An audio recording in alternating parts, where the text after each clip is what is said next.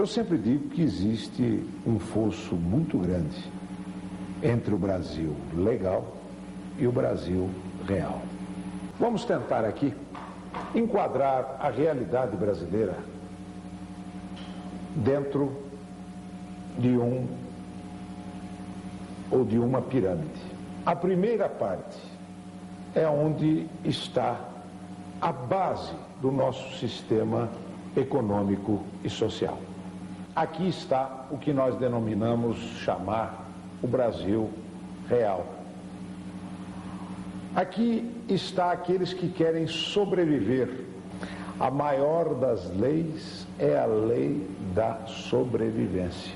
A crise do mundo não está na base da sociedade, pelo contrário, a base da sociedade é exatamente aquela em que o indivíduo está buscando um novo rumo, está buscando um novo caminho, ele está tentando sobreviver, ali está a criatividade. Quem dá o curso para a história, mas não entra para a história, é o cidadão comum e a sua necessidade de sobrevivência. Na hora que o conjunto de cidadãos está buscando sobreviver, saia de baixo, porque o que está acontecendo é que ele está escrevendo um novo caminho da história. Os governantes que não estiverem atentos a esta mutação, eles acabam caindo do cavalo. É quando terminam os processos, quando acabam os governos, quando acontecem as rupturas, porque os governantes não estavam atentos à realidade da sociedade. A segunda parte da nossa pirâmide. Aqui está o que nós denominamos chamar economia de mercado. Aqui estão as pequenas, as médias e as grandes empresas que vivem em regime de mercado, portanto competindo.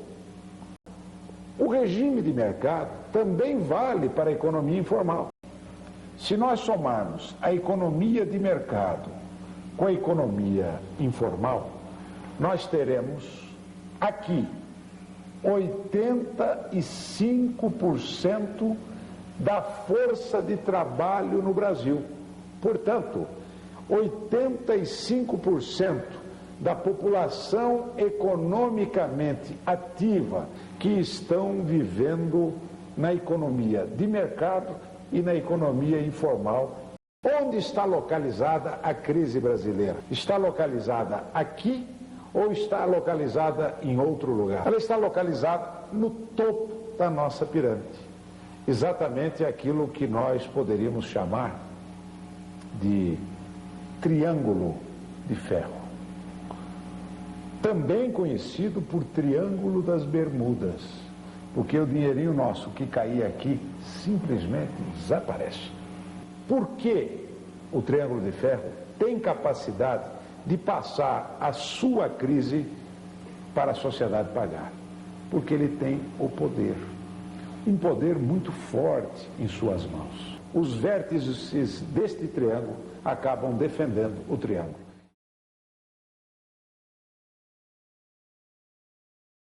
No vértice superior está localizada a nova classe brasileira. É exatamente a estatocracia.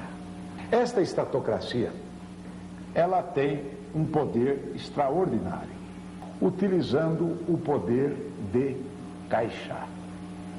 E este poder de caixa é o poder centralizador de todos os recursos da sociedade. Vocês vejam que, a torto e direito, o governo anuncia fundo disso, fundo daquilo, Fundo Nacional do Desenvolvimento, Fundo de Garantia, Fim Social, com as mais variadas desculpas para arrancar o dinheiro da sociedade, centralizar em suas mãos, manter o centralismo de poder, porque o poder de caixa é o poder de comando da sociedade. Agora, para esconder os seus verdadeiros interesses, eles jogam com uma bandeira que é uma bandeira excepcional. É uma bandeira que justifica toda a ação do avanço da estatocracia. É a bandeira do social. Concentrando então estes poderes, Este vértice superior do triângulo mantém a sua hegemonia sobre a sociedade, mas ela tem aliados, e o aliado principal está aqui no segundo vértice, que é o vértice inferior. Aqui está localizado o estranho capitalismo brasileiro, onde o capitalista só tem a lista, porque o capital ele vai buscar no fundo público, no caixa do governo. Aqui está o regime que não vive no mercado, ele não está localizado nem aqui e nem está localizado aqui.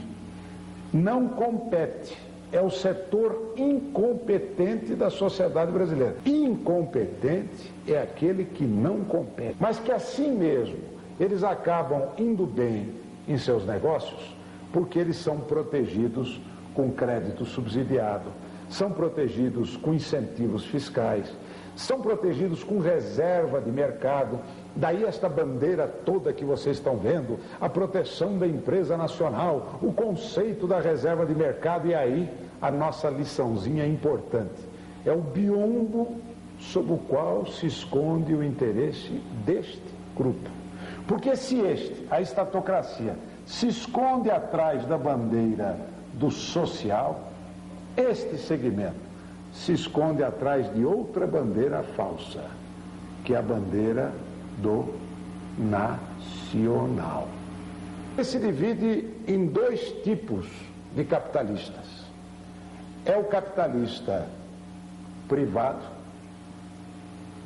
que é aquele que tem as concessões do governo, que é o regime cartorial, e o capitalista público, que são as empresas estatais que vivem à custa do subsídio que a sociedade acaba tendo que dar para manter essa estrutura. Se elas são eficientes, portanto, venham para o regime competente, venham competir, venham para o mercado. Aí eu não tenho nenhum tipo de restrição, se a empresa seja estatal, se ela seja privada, o importante é que ela seja competente. Agora, como é que se financiou estes dois setores? Primeiro, na política de captação de recursos externos.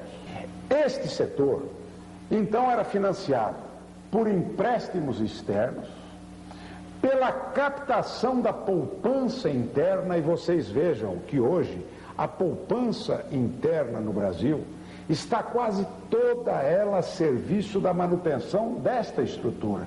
Você veja lá na sua cidade, no seu município, o dinheiro que sai de lá não volta na mesma proporção para financiar o desenvolvimento do seu município, porque o sistema financeiro hoje, que grande parte já está na mão do Estado, capta os recursos da sociedade para manter centralizados no caixa da estatocracia, para depois serem distribuídos para manter este braço ineficiente da estrutura brasileira.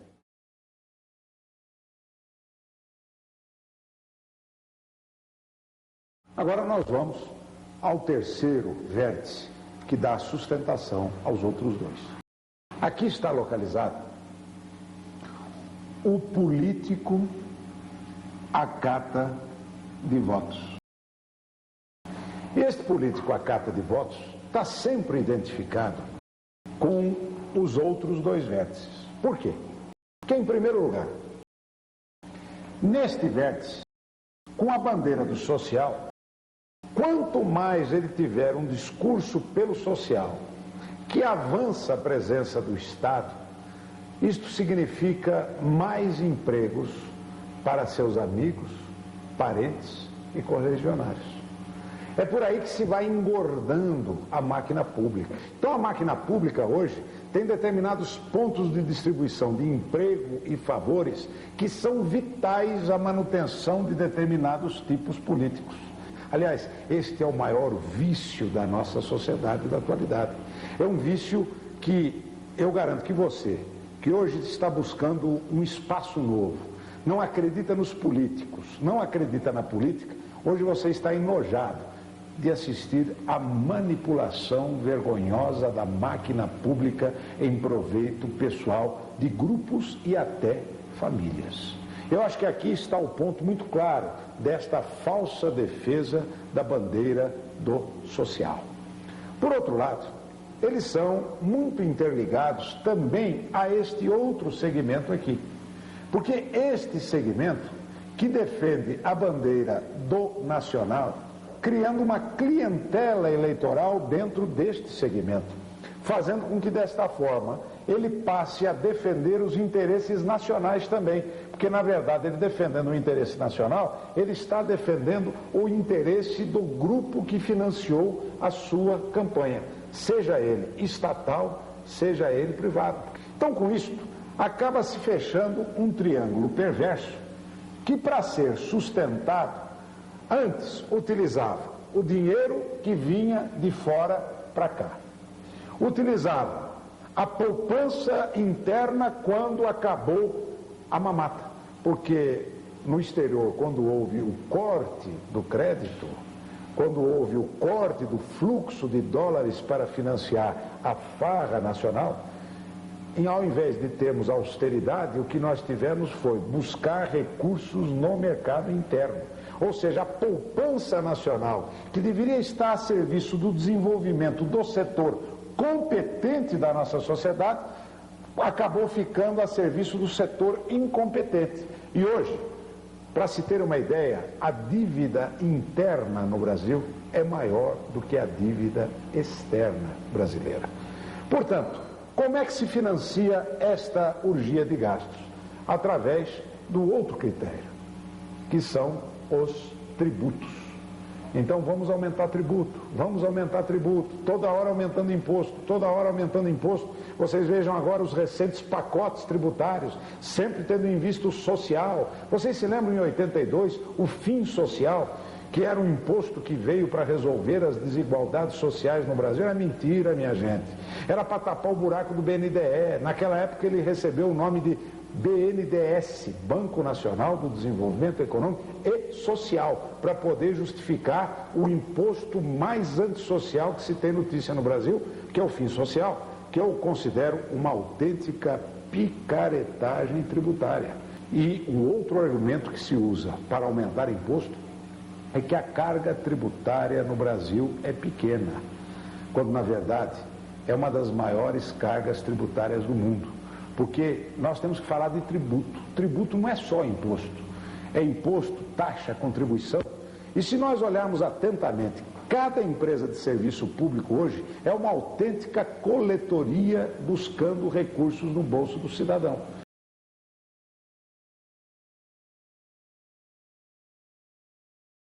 Começarmos a convencer a cada cidadão de que ele paga para sustentar o custo da corte.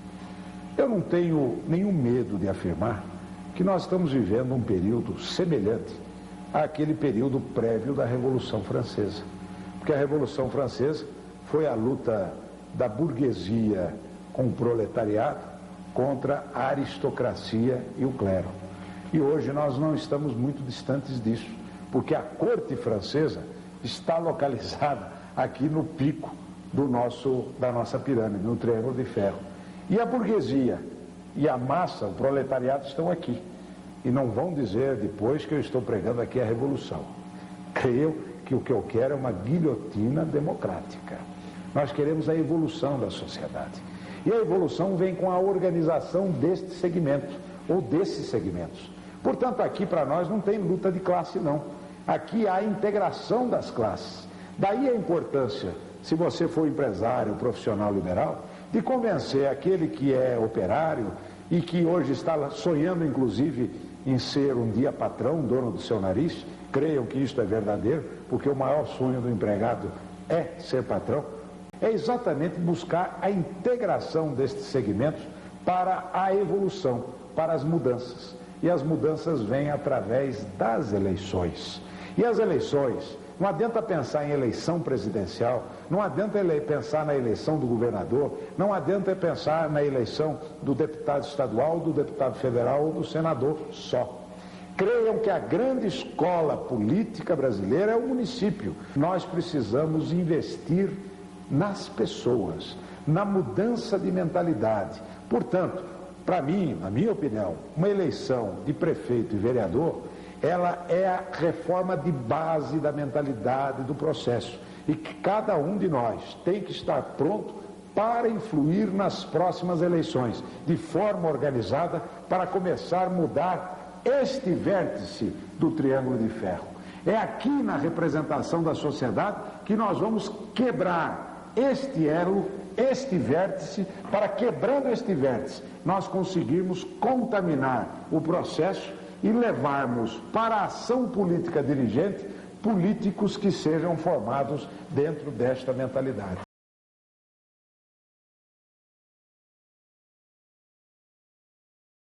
Porque o Mandurinha não faz verão. Não adianta votar no fulano, no beltrano, no ciclano, se nós não dermos sustentação de base a ele. E é tentarmos formar um grupo de pessoas dentro desta mentalidade. Formarmos um grupo de pessoas que pensem na reformulação, pensem na visão nova, porque participar do processo político, sem precisar ser candidato, mas dando aos candidatos o apoio necessário para esta autêntica evolução da sociedade brasileira.